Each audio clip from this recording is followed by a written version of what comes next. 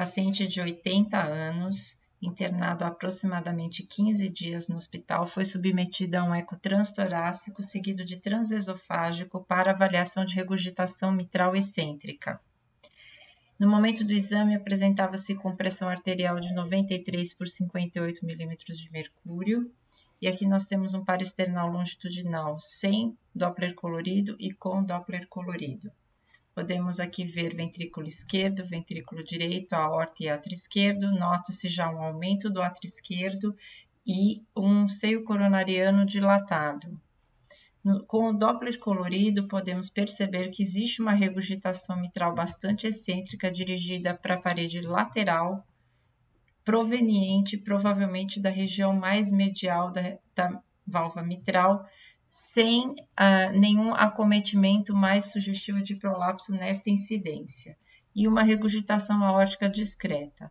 Os diâmetros do ventrículo esquerdo foram de 54, o diâmetro diastólico por 36, o sistólico, com septo de 11, parede posterior de 11, e uma massa indexada de 120 gramas por metro quadrado, com uma espessura relativa de 0,41, mostrando uma hipertrofia excêntrica de grau moderado. As funções do ventrículo direito e esquerdo não chamam a atenção, aparentemente normais.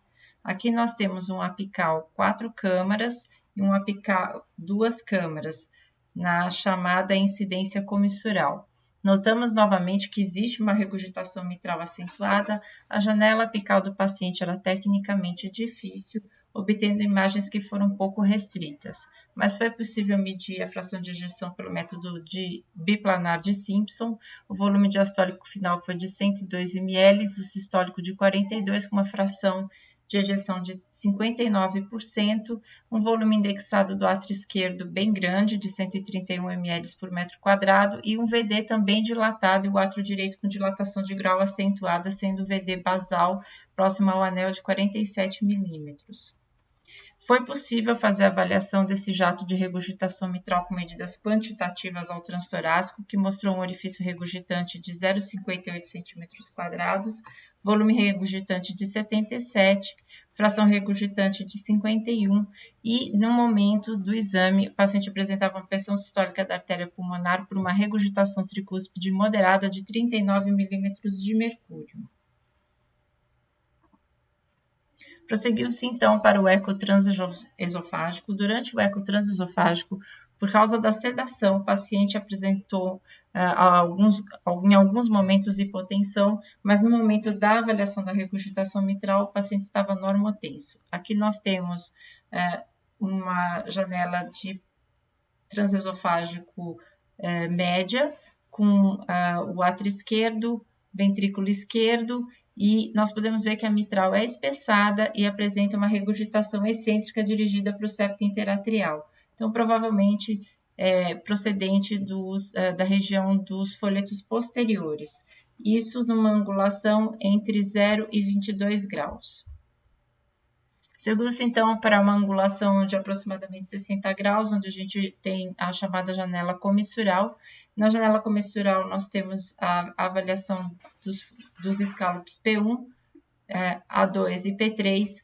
Nota-se que existe um prolapso do escálope P1, bem na região onde a gente consegue perceber que há um jato de regurgitação bastante excêntrico saindo dessa comissura de P1 a 1, e um outro jato menor nas comissuras próxima à comissura mais medial, próxima a P3.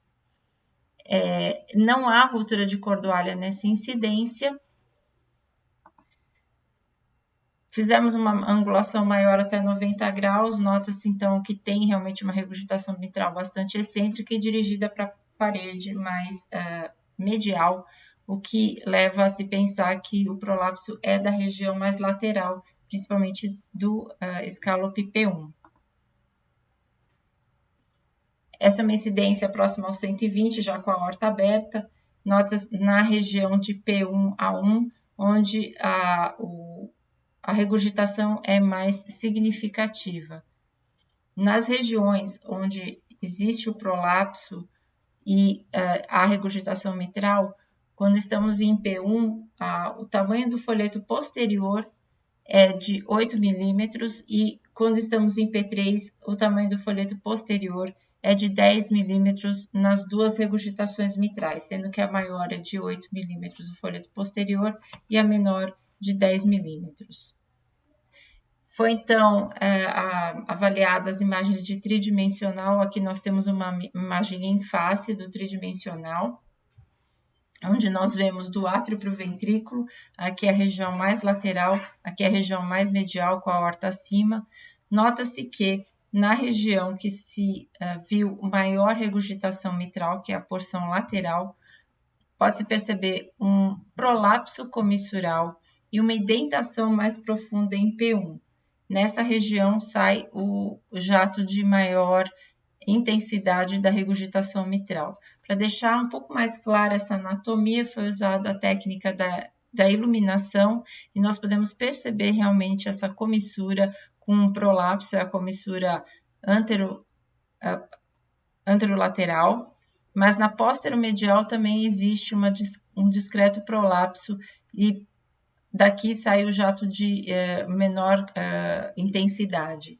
Então, em relação ao anel mitral, nós temos uma distância intercomissural de 35 e o tamanho do anel mitral medido pelo bidimensional de 37,5.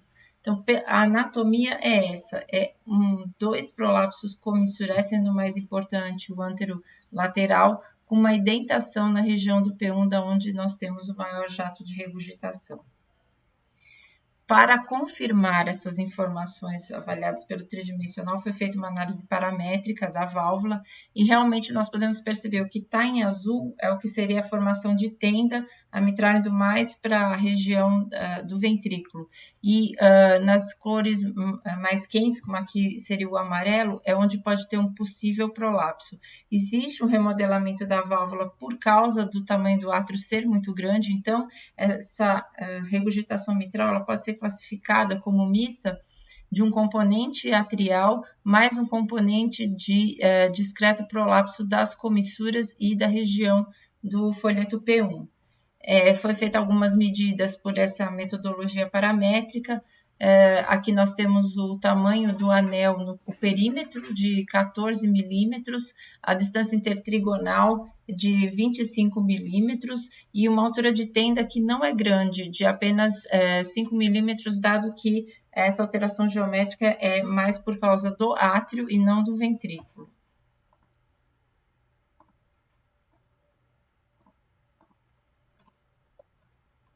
E agora nós temos a utilização do Doppler colorido com o tridimensional para mostrar melhor a localização do maior jato de regurgitação.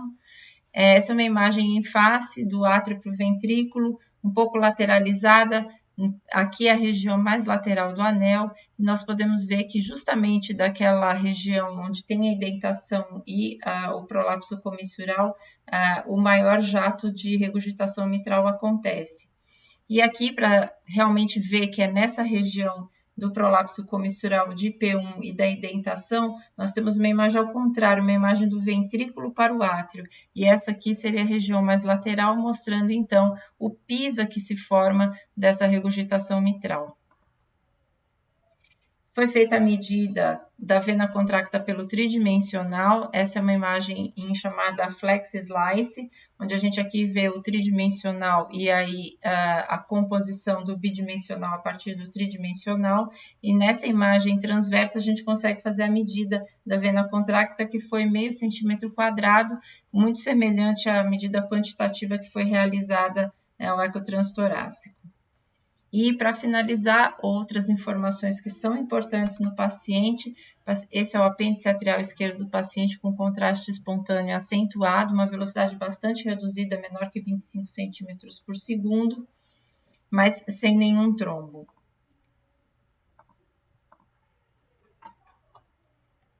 A válvula tricúspide é uma válvula que aqui nós temos uma imagem pelo gástrico transverso, mostrando o folheto septal, folheto posterior e folheto anterior. É uma válvula realmente tricúspide e apresenta uma regurgitação tricúspide mais central e que foi considerada moderada durante o eco transesofágico.